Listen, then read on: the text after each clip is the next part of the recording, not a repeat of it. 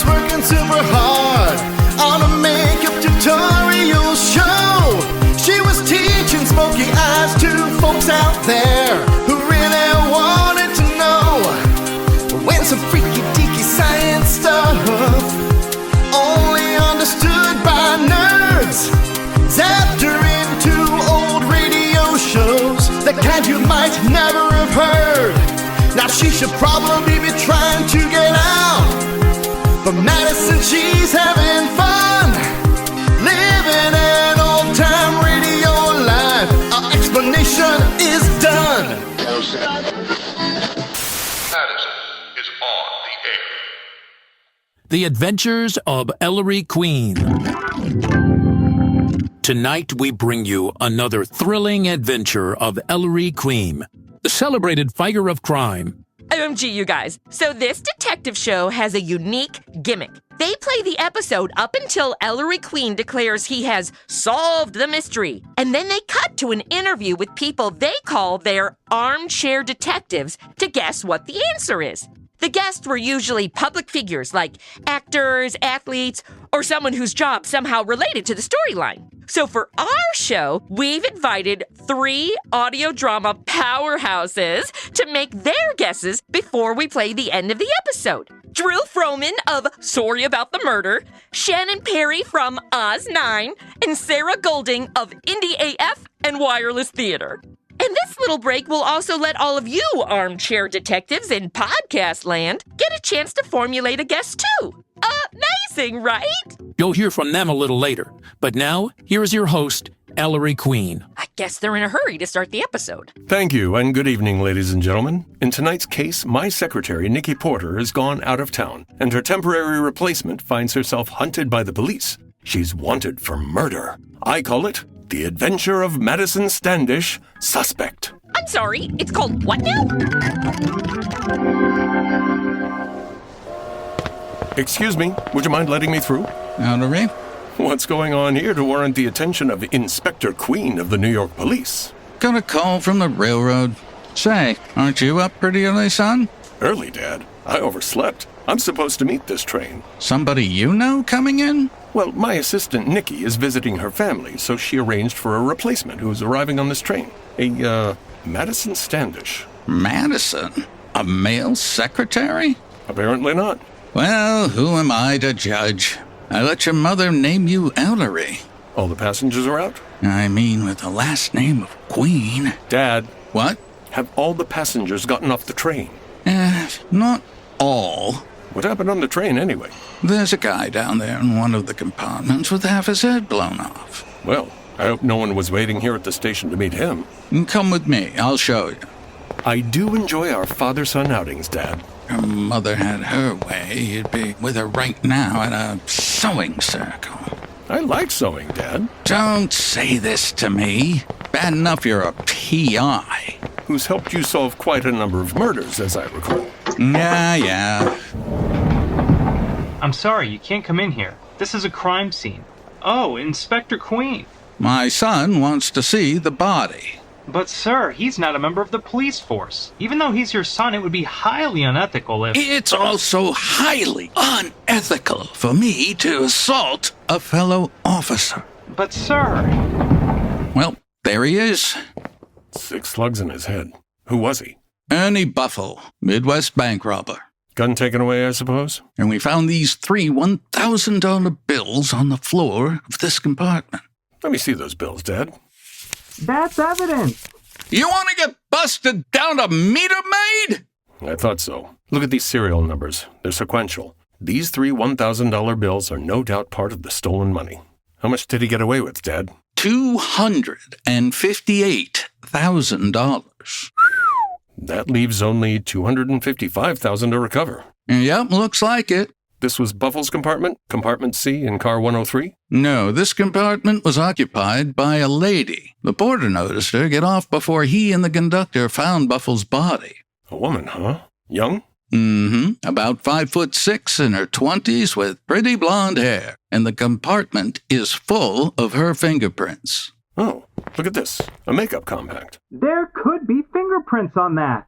Of course there could be fingerprints on it. I think he's trying to tell me not to pick it up. He wasn't going to pick it up. What kind of moron do you think I raised? We haven't secured the scene yet, sir. You trying to tell me how to do my job? Say that to me without a door between us. Well, you don't need me in on this. I'm sorry, sir, but I have direct orders to prevent contamination of the scene. Contamination?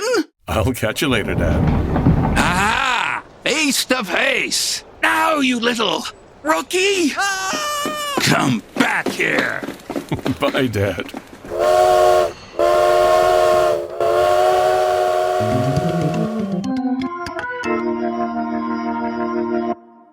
Miss Standish, Madison, wake up.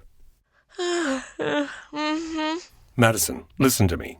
I'm working on my makeup blog. Did you know you lost your makeup compact? I did? Yes, on the train. A train? What train? I don't take public transport. Don't you remember? Nikki wired me yesterday from Chicago that you'd arrive in New York at 8:30 this morning. Nikki? Who's Nikki? And OMG, who the hell are you? Madison, I'm Ellery Queen. You work for me. Not in my bedroom, I don't. Wait, this isn't my bedroom. No, it's not. You're in Nikki Porter's bedroom. OMG, I was dreaming that I was back home, dreaming that I traveled back into old-timey radio shows. But I really am in old-timey radio shows, dreaming I was back home. You've had a traumatic morning. Waking up to some strange dude standing over my bed is definitely contributing to my traumatic morning. I'm sorry. I have a key to Nikki's apartment. Oh, so personal assistant with benefits. That is not in my job description. But we can negotiate. There was an incident on the train this morning. Hey, you were supposed to meet me at the train station. Yes, I was late. Well then, if you can't respect my time, I can't respect yours. I'm going back to sleep. Shut the door on your way out. Madison, this is urgent. I need to know which compartment you were in on the train. Compartment? I barely remember the train ride, much less which compartment I was in. I can't tell you how many times I drove somewhere, forgot where I parked, and then just Ubered home. Let me jog your memory. Was it car 103, compartment C? If I say yes, will you let me go back to sleep? What about when you left the train? Don't you remember anything? No, I don't. Why am I so dirty? Physically dirty, I mean. I know the other answer, and it mostly has to do with personal preferences. I think you were in a struggle of some sort. A struggle? I usually remember the fights I get in, unless I was totally wasted, which could be why I don't remember the train. You've suffered a violent physical as well as nervous shock. I did? Whoa! Is this mirror accurate? I'm a mess! Do you remember a man on the train? A man? Kinda. When did you first see this man? Am I covered in blood splatter? The man was a criminal wanted for bank robbery. He was found lying on the floor of your compartment. Ew. What is this chunky stuff in my hair? He was shot to death. 6 bullets to the head. OMG! This is brain matter! You left your makeup compact in the compartment. Your fingerprints are all over the place. Screw the compact! I need a shower! I need 12 showers! Madison, you're in a jam. So talk to me, will you? Oh my God! Some of it's on my face. I think I got some in my mouth. Madison, what happened in that compartment? I killed him, okay? I killed him! Madison, any minute now, my dad, the inspector of police, will realize that the compact, the prints, the description, all add up to you. He may be on his way here now. Will you tell me what happened before he gets here? Okay. Breathe. Madison? I need a yoga video. Relaxation for murderers. Madison. Help me with the tension in my shoulders. Madison, tell me exactly what happened. I don't think I'm emotionally stable enough for a flashback scene. Are you emotionally stable enough for prison? It was a cold, rainy morning in Chicago when the train pulled out of the Windy City. We were almost to New York, and I was getting my luggage together for our arrival. At that moment, my compartment door opened. Dude, you the porter? I love how in the past trains had porters to help you with your bags and stuff. I don't think Amtrak even has employees. Good rule of thumb, Use the Amtrak bathroom at the beginning of your trip. By the end, you need a hazmat suit. Don't call for help. I thought you were the help. And don't yell. I'm not yelling. I have a naturally loud voice and adjust my volume to my surroundings. Right now, we are on a moving train. So yes, I am speaking louder. We use a limiter, but you can turn the volume down yourself, you know. Do what I say and you won't get hurt. A gun? Am I on Amtrak? You see this package? Put it in your suitcase. Can't you afford your own luggage? Put it in your suitcase. I need to maintain control of my personal belongings at all times. I cannot accept packages or items from individuals I do not know. I can use this gun to get to know ya. Let's move some things around in my suitcase so your package will fit. Not really any room. Get rid of that case you got in there. That's my makeup! I can't let the world see me without makeup! My mom entered me in baby beauty pageants, so I haven't been seen by anyone without lipstick or mascara since I was 6 months old. Then figure something else out. I could take out my underwear. I prefer going commando anyway. After my brother's schizoid friends started stealing my panties, I just got used to it. Now get this. In 5 minutes, we'll be in New York. You'll carry your suitcase off the train yourself. Don't give it to a redcap. Walk up to the check room at the west end of the station and check the bag. I'll be right behind you. Should I be writing this down? Just try and remember. Oh, wow. I am not from the generation who can retain information. Everything I'll ever need to know is available on my phone. So I live a memory-free lifestyle. You either remember what I'm telling you or I'm gonna use a bullet to end your lifestyle. Okay, silent generation. That only works with boomers. And it's the late 40s, so they're all babies right now. Okay, baby boomer. Oh wait, that's actually what they're called. Shut your trap. Geez, did I pick the wrong compartment? I'm sorry, go ahead. I was leaving my bag at the check room. Very good. Then, when you get to the baggage check, go to the nearest cigar stand and buy a pack of cigarettes. Oh God, no. I'm an influencer? I can't be seen promoting cigarettes. That's totes off-brand for me. Fine, a packet of gum. Then leave the check on the counter careless, like as if you dropped it, and then go about your business. And you'll pick it up. That's the idea. How do I get my suitcase back from you? You don't. But you're gonna have all my stuff! My makeup! You'd rather be dead? Okay, wait. Let me move some stuff around. I want to fit as much of my makeup in my purse as possible. It was easier robbing a bank than dealing with you. You could help. Here, hold my compact. I can't. I'm holding the gun. Then put the gun down for a second. I ain't putting my gun down. What? I'm gonna jump out the window of a speeding train? You could be a criminal and a considerate person, too. Fine, give me it. Ha-ha! Now I have the gun. Make a sucker out of me, will ya? Ow! No. Ow! Dude, you slapped me! The last person who slapped me woke up with her pom-poms shaved bald. Get up off that floor. We're almost at the station. Get up or I'll...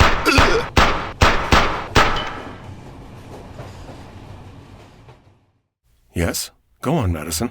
That's basically it. So I'm going with self-defense and accidental discharge of a gun. Accidental? With 6 bullets? All to his head? Which aren't you buying? It being accidental or my being able to hit him 6 times in the head? That compartment was tiny, and he was right on top of me. Like being pinned down by a walrus with garlic breath. Neither argument is really helping your case. For all I know, you were part of the bank robbery, and this is you double-crossing your partner. What? But you were expecting me. Nikki told you I was coming to work as your assistant. I know. But you can see how the police might look at it. I can't even remember the last time I was in a bank. I do online banking. Only old people go to banks. I assume because they're trying to fill the hours as they tick down the clock. I see you brought your suitcase home. Mind if I take a look for the package? Go for it. Old people and money are weird. It's bad enough when they try to pay with cash, but then they scribble on a piece of paper with pictures of puppies on it, and they're all, this counts as money. Ugh, let me get the manager. Package isn't in here, but there's no question that your suitcase contained the $258,000 Buffle stole from that bank. Then where did the money go? $3,000 of it was on the floor of the compartment. And look here. At what? This bulge in your coat pocket. A gun. All 6 shots fired. I'm afraid, Madison, that this was the gun that killed Buffle. His own gun. Obviously someone planted the evidence. Ugh, it's that summer trip to Italy all over again. Can't you remember anything? What you might have done with the rest of the money? I really don't remember. Everything is so foggy. I'll tell you what I told the Italian cops. I don't know how I came to be swimming naked in the Venice Canal, but can I please have a towel? Dude, is that the cops? Okay, look. You're to tell Dad the truth. But you already said the truth makes me sound guilty. No, I should lie. Lying never actually works, but it sure buys you some valuable time to skip town while the Italians run your visa. No, don't give up, understand? Just hang on. Meanwhile, I'll be backtracking, trying to find the money. I really don't like this plan. Well, you really don't have a choice. I'm coming, Dad. Drop the rod. That's your dad? Progressive. I don't know these people. You heard her, bud. Drop the rod. Sure, it's not loaded anyway. Yeah, Rita, it's Ernie's gun, all right. That was a good hunch, Frank, following this guy from the station. Jupe, shut the door. Sure thing. You followed me here from Grand Central? Yeah, we're 3 friends of Ernie Buffle's. We came in on the same train from Chicago. We hung around the station where Ernie didn't get off the train. You, baby doll, come here. I'm not a baby doll. I'm more of a Malibu Barbie, but without the tan, because sun is bad for your skin. You all should be wearing sunscreen every day. Thanks for the tip. Now you want to tell me how you got Ernie into your compartment? OMG! You're the jealous girlfriend, aren't you? I spotted you on the train. Look, girl, that guy had the personality of spoiled potato salad lost in the back of a work refrigerator. Not my fault I was the one assigned to clean out the fridge. You knocked off my Ernie. Madison! Back off, you. Yeah, I want to watch this. Jupe, get her off me. Hey, I don't think that one's wearing underwear. Jupe! I got her. Why does every girl think I'm trying to steal her boyfriend? I only steal the good ones. Frank, Jupe, tie them both up. I'll take the girl. I'm already holding on to her. We could trade. Just do it. Aw, that ain't fair. You got the lady bank teller while I got stuck with that old security guard. No offense, but if we were in a club, Jupe would be the one getting my digits. Really? Shut up, all of you. I need Baby Doll here to tell me what she did with the dough. Funny story. Right before you guys got here, Ellery and me were talking about that, and I have no idea. You're lying. No, seriously, facts. I don't know. Can't you see she's telling the truth? Steady, pal. I ain't quite finished tying you. You need help? You just stick to your little pixie girl over there, and I'll take care of this big ape myself, okay? Okay. Would you two clam up? It was like this all the way from Chicago. You should have gotten a private compartment. And as for you, Baby Doll, I'm gonna give you one more chance. Tell us where you hid that dough from the bank. Sorry, I got nothing. Okay, we'll do it the hard way. Which is? Frank, Jupe, search the place for the dough. Oh, so the hard way for you. Shut up! Boys, search! You want me to hold on to this guy, or you want me to search for the dough? He's tied up. You can let him go. I'll thank you not to tell me how to do my job. Like how I had to tell you to pull down your mask before we went into the bank? It was hot. I was just about to. Oh my God. Look, I don't have your money, but you can take anything you find in my purse. Wait a minute, everyone! Look, I'm Ellery Queen. The detective? And this is my temporary secretary, Madison Standish. I give you my word, Madison doesn't know where that money is. Aw, thanks for vouching for me, even though we just met today for the first time. I would never do that. You have no reason to trust me. So what do we do, Rita? Oh, no suggestions on how Rita should run this caper? She's Ernie's girl. She knows what Ernie would do. Who cares what Ernie would do? Ernie's dead. Shut up, Frank. Seriously, Frank, that was harsh. All right, Mr. Queen, you just gave me an idea. You've got quite a rep. You're pretty good at finding out stuff, so, You find that dough for us. Rita, are you nuts? Shut up, Frank. How's it figure, Rita? He'll find the dough for us because we're gonna be keeping this doll of his company in a nice, safe place. Get it, Mr. Queen? I get it. I don't. We're kidnapping you. What? Right now? You got 12 hours, Queen. You'll get a phone call at midnight tonight. Hang on! I need to shower! Didn't you notice the red dots all over me? I don't have the measles. This is Ernie's blood splatter. Cops! Rita, let's grab. Jupe, grab the doll. Come on, baby. Why couldn't I grab her? I'll let you sit next to me in the car, okay? Come on, Frank. I'm coming, but before I go, Mr. Queen, I'm gonna give you something to remember us by. I wish my hands were free. Dibs on the front seat. No, I thought we were sitting in the back together.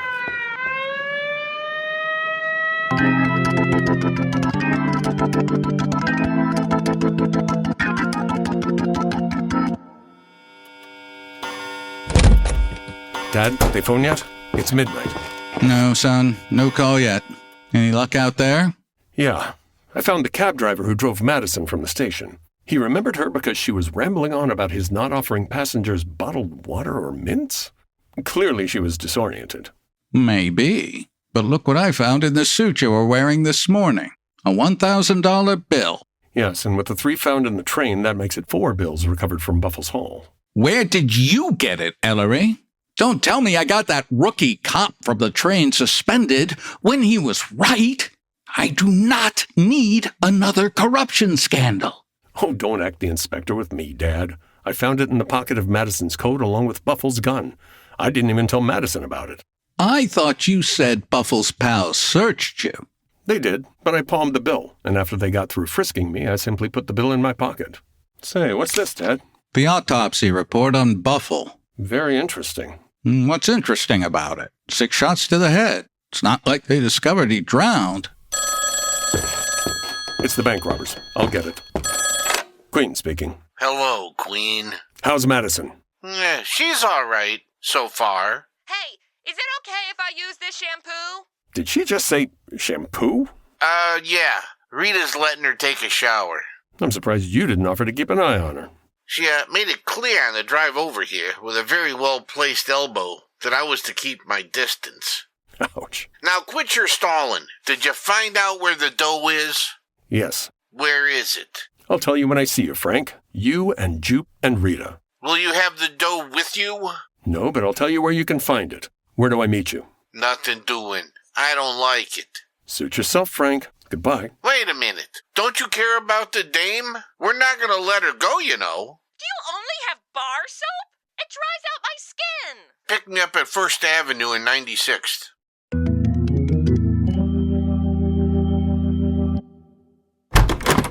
Everything okay, Frank? No cops hiding in his car? You know, if you think I'm so bad at my job, why'd you join up with us? I didn't join up with you. You joined up with us. Nah. That's not how I remember it. Ernie approached me. Yeah, well, Rita approached me. Oh, so maybe there's something going on between you and Rita. What did you say, Frank? Rita, I didn't see you there. You're being very rude to our guest. Where's Madison? Where's the dough? No Madison, no talk. In here. Madison, you all right? There was like no hot water, they've never heard of conditioner, and I'm wearing one of Rita's dresses, which is so cheap, it makes Walmart look like a designer label. Whether you found out where she hid the dough or not, I still might bump her off. She didn't hide the dough. What are you talking about? She had to have hidden it. Where else could it be? Seriously, I was alone in the compartment with him, we fought over the gun, he's dead, the money's gone. I'd put all bets on me. I was able to trace your movements, Madison. You carried your suitcase right from the train to a station cab. You spoke to no one, except to yell at a young boy on crutches. He almost tripped me. You gave the cab driver Nikki's home address. He drove you right there. You got out, and the landlady saw you come in and go to Nikki's room. You didn't drop anything. You didn't leave anything in the cab. Jeez, who needs doorbell cams with that landlady around? That stolen money wasn't found in Madison's room because Madison never brought it there. She never took it from the train. So, someone else did? Someone else did. Malarkey. Next thing we know, you'll be telling us she didn't bump off Ernie. She didn't. She didn't? I didn't? You didn't. I just saw the autopsy report. Ooh, let me see the autopsy report. I watched all 12 seasons of Bones, and I know everything about particulates, bone fractures, and that you could draw out a will they won't they way longer than the audience cares about. I don't have the report. Dad showed it to me. At the time of the shots, Madison, you were on the floor and Buffle was coming at you, leaning over you. I remember there was a distinct lack of oral hygiene. The autopsy report shows that all 6 bullets struck Buffle's head at the top and at the back. Only someone higher up than Buffle could have fired those shots. The path of the bullet trajectory! Brilliant! You also could have checked my hands for gunshot residue, examined the patterns left by the blood splatter, or recognized I'm the lead on the show, so there's no way I was the murderer. So you're saying someone else sneaked into the compartment? Yeah, one of you guys, because you're just guest stars. Now it's perfectly clear, isn't it? You were all in on that Chicago robbery with Buffle. You all came in on the same train, Buffle carrying the money.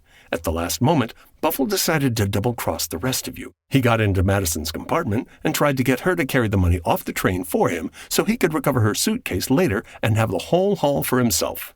Ernie double-crossed us? I feel you, girl. I've dated bad boys. Never a bank robber. But this one boyfriend tried to mug someone to get their cryptocurrency from their phone. But somebody else had cyber-attacked that guy's crypto exchange, so he was already wiped out. What? I don't know. I don't understand cryptocurrency either. I'll tell you what's more. One of you actually suspected Buffle might double-cross you. So you followed Buffle and stood outside Madison's compartment and heard the whole thing. The guy had me at gunpoint. Thanks for helping. You helped them. When Buffle was distracted, one of you entered the compartment, shot Buffle with his own gun, framed Madison for the murder, rude, and walked off the train carrying the money, saying nothing to the other 2 of you. Not only was Buffle a double-crosser, one of you 3 is a double-crosser too. Where's the 254 grand, Rita? I didn't take it, Jupe. I wouldn't have killed Ernie.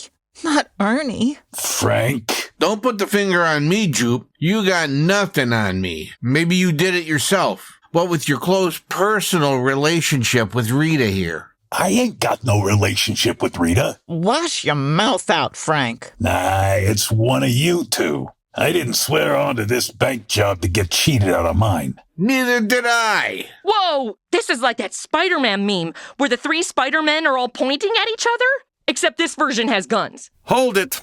I'll put the finger on the one who killed Buffle and hid that money if the other 2 of you promise to let Madison and me walk out of here unharmed when I've done so. Ooh, I like that condition. Smart thinking. All right, sure. Okay. I promise. No, that's too easy. Suppose you all put your guns on the table first, as a guarantee of good faith. Then I've got as good a chance as any of you to grab one, just in case you forget your promise. And remember, the last time I tried to grab a gun, the guy ended up dead. Here's mine. Jupe. Okay. Come on, Frank. I got a clear conscience. All right, one of us is a cockeyed liar. Go on, Queen, talk. Who killed Ernie? Okay,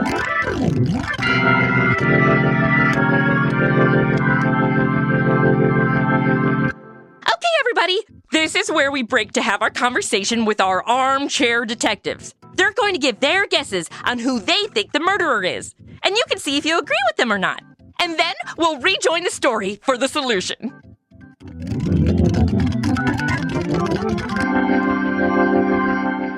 Okay, everybody, welcome our armchair detectives. Oh, hello, Madison. I'm Sarah Golding. I'm from Wireless Theatre and Quirky Voices. And Indie AF is a show I make too, so everyone who's making audio fiction should hunt it out right away. And I also work on a show called Oz 9 with some legendary woman. If only she were here. I have no idea what you're talking about. Hi, Shannon Perry, Oz 9, and other stuff. Yeah, hi. I know who did it. I'm just saying, and if I don't know... Do you not? Do you really? The story's Do you really wrong. know? I always know, dude. And I just assume that the script is wrong if my guess is wrong. That's my dog. She would like to participate as well. Introduce the dog. Who's the dog? Zoe. That's Zoe. And is our Canadian representing? Hello. Hi, Madison. It's Drew Frohmann. I have a show called Story About the Murder. where small town little murders take place every day in this cute little Canadian town. So you've got some background on like discovering murderers. Yes, I do. More experience sort of drinking in a small town, less on solving murders. Oh my gosh, a head start. How dare you? Nice. Okay, you guys. So who is going to go first? Who is going to make their guess as to who the murderer is? Are we going to hear some sort of if we're wrong? Or is there going to be like are there sound effects? Because I need to kind of get myself mentally prepared for that. Shannon, it sounds like you seem to have some confidence. So, you know what? I'll start. I have no confidence. I listened the first time and I was like, oh, it's over already? I think Madison's just so brilliant. Madison, you're so fun to listen to. It was hilarious. So then I asked if I could listen a second time. So I did. And super fun. I caught that the woman gangster was having a thing with the other one. Yes. Which makes me think that it might have been Frank, that I missed a clue. But I don't want Frank to be the killer because Frank is the best. Like, well, thank you not to tell me how to do my job. That was the greatest. I loved Frank. So then I listened a third time. This is embarrassing. Yeah. I wasn't going to listen a third time because I'm like, that's cheating, right? I recommend everyone listen to my episodes at least 3 times. Get me some downloads. But then my ego was like, you have a show with murder in it. You have to know something. You have to pretend to look like. And no idea. I got the names. I have a theory, or maybe if one of them was really tall, and I don't remember who that might have been. I'm gonna guess it was. I want to say it's Jupe, because I love Frank. I don't want Frank to go away for a long time. So that's all I got. Yes, that's quite important. All right, so Drew is saying Jupe. And we think, yes. And you also have a theory that Jupe is tall. Jesus. Okay. So Shannon has a different opinion. Who do you think did it, Shannon? I always have a different opinion. I think, frankly, it was Rita and that she was on the baggage rack. So she doesn't have to be tall. She was up there in the baggage rack. What? And I will give you my reasons why I think it was Rita. Okay. So one, she was having an affair with Jupe, despite Jupe's protestations to the contrary. She used the money angle to distract Ellery Queen from investigating the murder by getting him to go find the money so that she could have both the money and not get caught. And we know that she needs money because Madison refers to her clothing as a cheap dress. Oh. Damn, you did that on one listen? I took notes. I freaking took notes. I did. I know. No, that was 2. That was 2 listens. Yeah, totally 1 listen. 1 listen and I'm that good. Baggage rack. I'm telling you, the shots to the top of the head from the baggage rack. So, okay, were you doing something else while you were listening? Like, were you? I was making a sandwich. Okay, so you were, Jesus, that's really impressive. That's really impressive. Because I've only listened once. That's not fair. Right, we have to stop this right now so I can listen again. No. Let's hear from Sarah. Sarah, then. Okay. No, I love your theories. I love them very much. And I went through a lot of things because I think, did Ellery ever do it? Was my first thought. Because, the person you least suspect is always the person to suspect, right? So if I'm going on that kind of reckoning, I think Shannon did it. Oh, I'm there. Yes, Shannon did it. Can I change my vote? But beyond that, there was one key element, I think, to do with money and numbers. And I went through listening to this with, a pen poised if I had one at my fingertip to type. And essentially, I think the person has to be tall. You're right, because they stood over and did the horrible, nasty gun things, shooty, pointy gun. And then I thought, well, perhaps with Rita, she would probably be quite noisy because they always wore stilettos in that time. So I don't think it was her. And I think that when they were talking, Jupe mentioned an amount of money, 254 grand. Now, I wrote down that it was 258 grand and there were 3 grand found on the floor. Jupe said that 254 grand, how did he know that Ellery had taken and found the other grand in the pocket of Madison's coat? Right? So that is why my theory now is that it was Jupe. And she only listened once, you guys. You listened to it multiple times, and she came up with this really scientific theory. Darn you for actually being, serious about it. Nice. It's just offensive. Hey. So who? So it's Jupe? Sarah, who did it? I think so. Yeah, I think it was Jupe. But you and I agree, but for slightly different reasons. Yeah, yours is a real reason. Yeah, you think it's Jupe because of math. He thinks it's Jupe because he's tall. Yes. Combine those two things, it's scientifically stamped. It's true. All tall mathematicians are murderous monsters. Right. That's true. Right? Yeah. But then we've got Rita in the luggage rack, according to Shannon. In the Benedict Cumberbatch. Okay, so I kind of considered the luggage rack thing, but I couldn't figure out how somebody... She would have been in there for a while, I guess. A long time. Right. How would they have known to go into Madison's? Yeah, and isn't she in a sleeper car? I don't think sleepers have luggage racks. So, but nobody thinks it's Frank then. Frank's off the hook. It can't be Frank. He's so funny.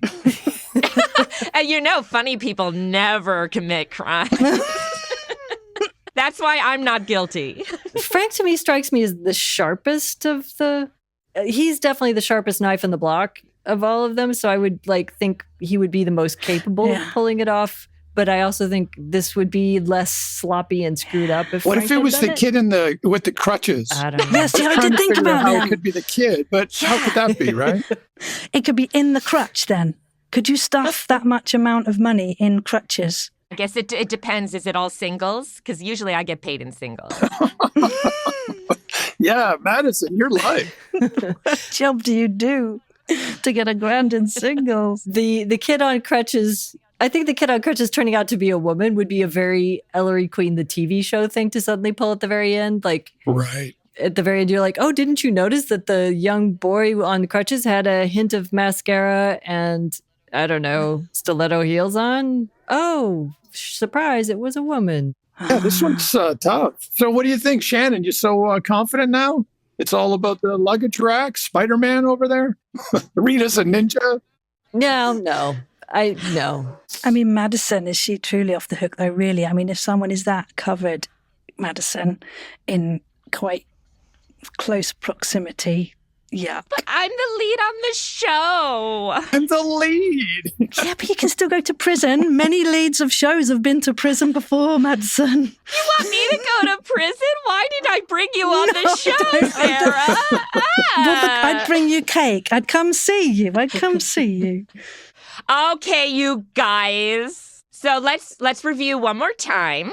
We've got Drew and Sarah believe that it is Jupe. Yep. And Shannon thinks it's Rita. Or Ellery. Or Ellery. Or all of the background artists. Or someone else. I think it's Rita or possibly someone else. Right, someone else, gotcha. And then Frank is going to get his own spin-off show because he's so awesome. We like Frank. Yeah. Frank is groovy. All right, one more time. Who am I speaking to? Sarah Golding of Wireless Theatre and Quirky Voices. Hello. Shannon Perry, Oz9. Drew Frohmann of Sorry About the Murder. Thank you guys so much for being my armchair detectives. And everybody who's out there, let's see if you agree with them or you have your own theories. Of course, they've pretty much covered every single cast member, so it could be anyone at this point. Exciting. Can we get untied from these armchairs now? Okay? No, not until the end.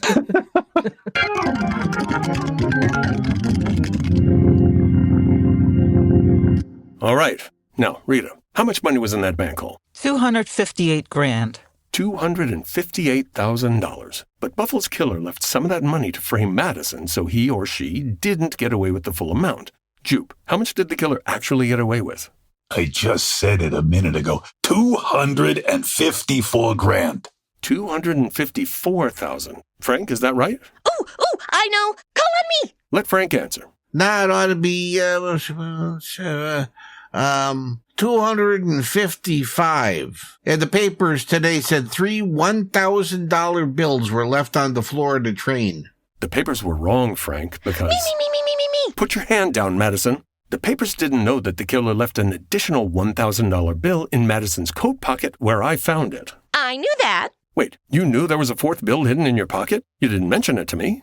I found it in there with the gun. You found the gun too? No, I was just walking all over New York with a gun bouncing around in my pocket and didn't realize it. Have you seen the size of a woman's coat pocket compared to a man's coat pocket? I barely could fit a tissue in mine, but you could stuff the population of New Jersey in yours. Are you going to tell us who bumped off Ernie or not? It all comes down to there being 4 outstanding $1,000 bills, not 3 as the newspapers reported. Wait, I got this. So, 4 minus 258 equals negative 254. Wait, I gotta put the bigger number in first. 258 minus... I hit multiply. It's 254,000, as Jupe correctly stated. Jupe? What are you talking about, Queen? Only 3 people know that the exact amount in the killer's possession is $254,000, Jupe. I'm one of them. My father, Inspector Queen, is number 2, and Buffle's killer is the 3rd. And me? That makes 4. Now who sucks at math? Sorry? I only just discovered you knew too, Madison, and apparently played dumb all morning. Hey, you were all, my dad's a cop and he's coming over here. He thinks you're the killer. I was trying to keep my cards close to the chest, which isn't easy with my cup size. I could have helped. That's it. I'm going for one of these guns. Madison! Don't anybody move. Hey, he's got another gun. That's cheating. You dirty double-crosser. Get to the other side of the room, all of you. I'm gonna take these rods. I'm gonna get the dough, and I'm gonna scram out of here. Whichever one of you that comes after me, get... Oh! Shot? Was he gonna say, whichever one of you comes after me gets shot? I'm more interested in what he said about getting the dough. Come on in, Dad. Good to see you. Oh, that's Officer Daddy-O. If he was going to scram with the dough, that means he's hidden it in this house. Men, search the place. And take these cuties in too. My shoulder! Ugh. Serves you right, you dirty fink. Come on, let's go, you. Wait, I didn't rob the bank. I did commit wire fraud once, but my grandma dropped the charges. Come with us, Madison, and you can sit next to me in the squad car. Ellery! Hang on, Dad. Madison is the one I told you about, who's covering for Nikki. Are you sure she's not mixed up in this? I can hold her downtown for a few days if you want me to. Then who'd I get to be my secretary? One of these episodes, I really am gonna murder one of you.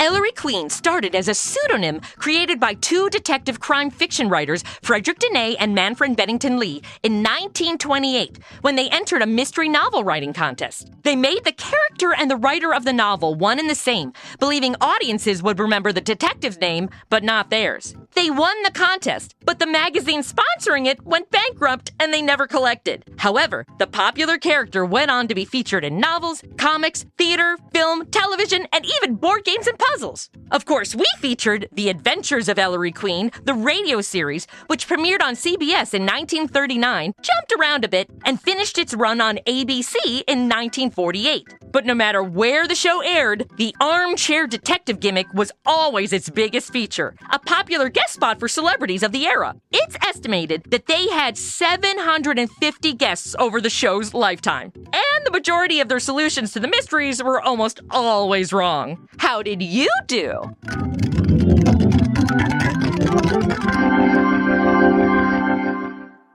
Hey everybody, it's Madison. Thank you so much for listening.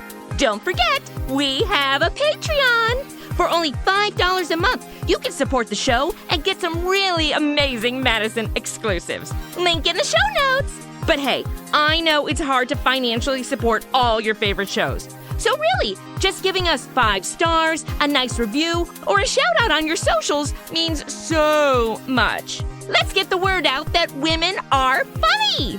Okay, announcer dude, roll the credits.